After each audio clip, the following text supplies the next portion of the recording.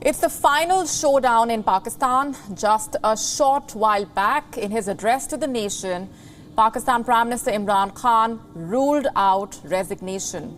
Captain Khan says he will fight till the last ball. Listen in. मैं जो मेरे साथ क्रिकेट खेलते थे वो सारी दुनिया 20 साल जो मैं खेली है आखिरी गेंद तक मैं मुकाबला करता हूँ। मैं कभी हार जिंदगी में नहीं मानी। मैं तो वोट का जो भी रिजल्ट हो जाए आप देखेंगे कि मैं तो उसके बाद और ज़्यादा तकड़ा होकर सामने आऊँगा जो भी रिजल्ट हो। लेकिन मैं ये देखना चाहता हूँ उस दिन ये मैं चाहता हूँ मेरी सारी कौम देखे कि कौन जाके अपने ज़मीर का सौदा करेगा वहाँ। With the numbers of lawmakers supporting Imran Khan falling drastically, there was speculation that the leader might step down. But with whatever support he has as of now, Imran Khan has dared the opposition and has said that he would take this battle head on, saying he has never given up and will never do so. कि जो हमारे लोग अपना सौदा करके वहाँ बैठे हुए हैं, मैं अभी भी आपसे ये कहता हूँ कि हमेशा के लिए ये आपके ऊपर एक मोहर लगने लगी है। ये ना लोगों ने आपको माफ़ करना है, ना लोगों ने आपको भूलना है। इस कौम से ये जो गद्दारी हो रही है और ये जो होने जा रही है संडे को, मैं ये चाहता हूँ कि एक एक लोगों का एक एक गद्दार की आप शक्ल याद रखना। ये कौम ना ये भूलेगी, ना आपको माफ़ करेगी, ना जो लोग आपके पीछे हैं उनको माफ़ करेगी। और ये अगर आपका किसी का ख्याल है कि इमरान खान चुप करके बैठ जाएगा, किसी खुशफहमी में ना रहे। मेरे में अल्लाह ने मुकाबला करने की सलाहियत दी है। सारी जिंदगी मैंने मुकाबला किया है। Warning the joint opposition and the dissenters, Imran Khan said that Pakistan will never forget the traitors. He also lashed out at the opposition, saying that Pakistan will not forget those who put a price on Pakistan's sovereignty. There was also anticipation over the leader revealing details of that much-discussed secret letter, which he alleges contains proof of a foreign conspiracy aimed at dethroning him. However, the leader did not reveal details of the letter.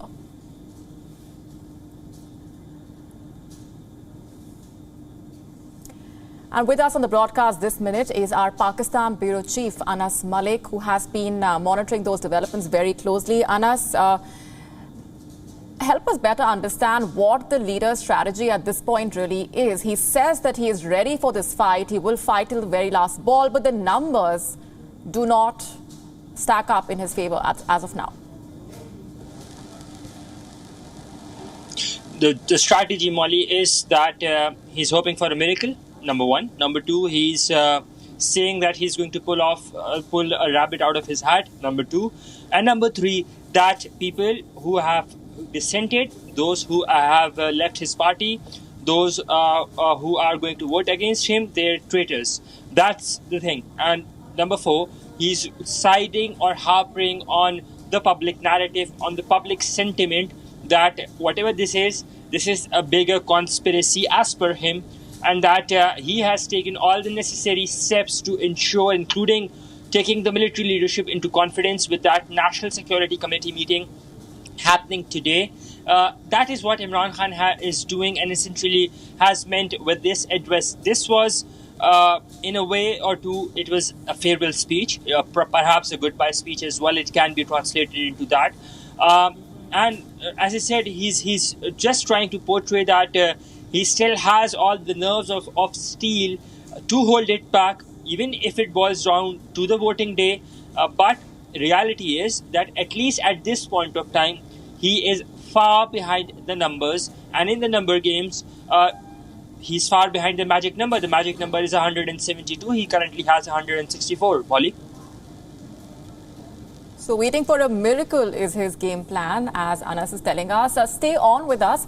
Let's also bring in Ambassador Abdul Basit, who is with us on the broadcast. He is the former Pakistan High Commissioner to India and the Director General of the Islamabad Center for Regional Studies. Ambassador, good to have you with us.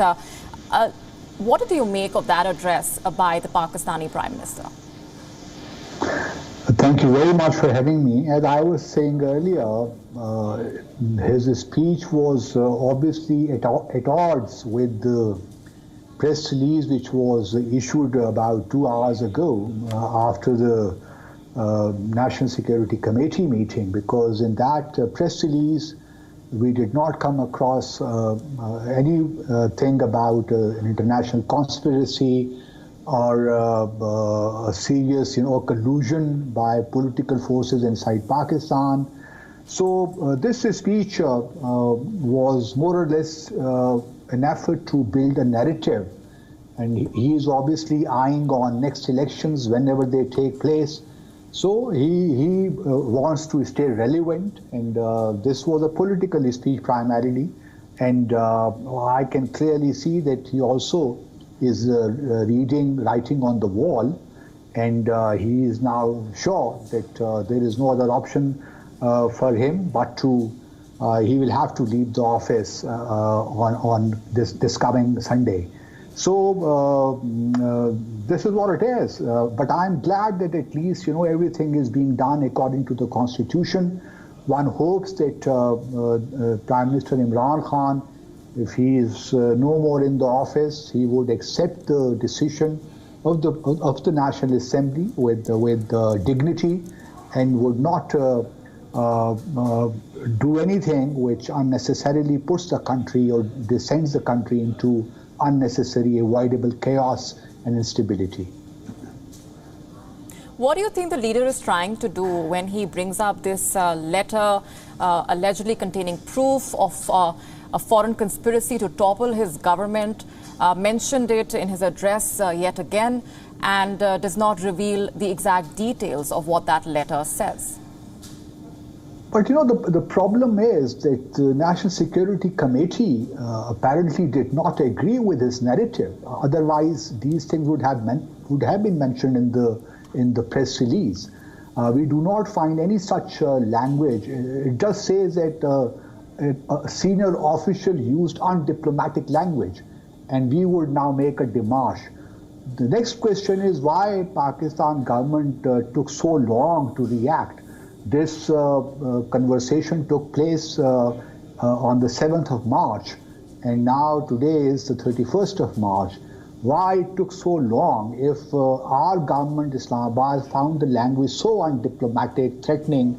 We should have immediately summoned the US ambassador or the CDA in Islamabad and have conveyed our displeasure and made a démarche. But since the government took so long, it does not really make sense whatever is now being said with regards to this communication.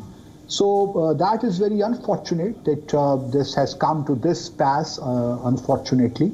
It should not have been done like this, but this is how politics is, unfortunately, in this part of the world.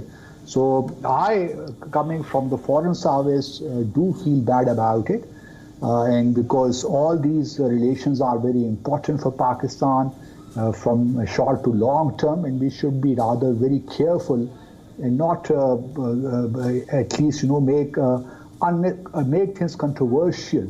And then it was a conversation between the two officials, and the official was not a very senior official. He was at the Joint Secretary level in the Ministry of External Affairs, your system. So these things do happen. Governments do express their displeasure with other countries' policies diplomatically, but these things should not be brought into the public domain. And this is what happened, and this is all politics which is being played around this communication. At first, an economic crisis leading to this political crisis. What does this continuing uncertainty mean for the people of Pakistan? This is what what should be worrying us, because if this government goes and next government comes, and that government would be a coalition of many parties, and they all have their own worldviews and agendas. So one doesn't know that whether or not they really have a concrete plan of action as to how to get a country out of this economic morass. And that is easier said than done. We know the problems, the depth of the problems. Inflation is very, very high in the country, and there are so many things. Our debt is growing at an alarming rate. So Pakistan is economically in a cleft stick. There is no question about that. And one hopes that whoever is the next leader of the coalition government would have some plan of action in hand in order to move fast, because we do not really have much time, and then we do not know as to what are the plans, whether elections will be held this year or these assemblies would be allowed to complete their 5-year term. So there are many questions still to be answered, and we do not know yet as to how the next government do they have any plan in place. My own apprehension would be that our politicians are not really good at, they're very good in making tall claims, but when it comes to action, we hardly see any concrete or tangible plans in place. And here we sincerely hope that this time down it is different, because Prime Minister is being ousted after no confidence vote, and then all the other political parties are united. So one hopes that this time all the political parties would show some sense of responsibility and would not yet again do stuff which we have been seeing in the past. Coalitions made and then fall apart, right. And then so this would, I hope those mistakes would not be repeated.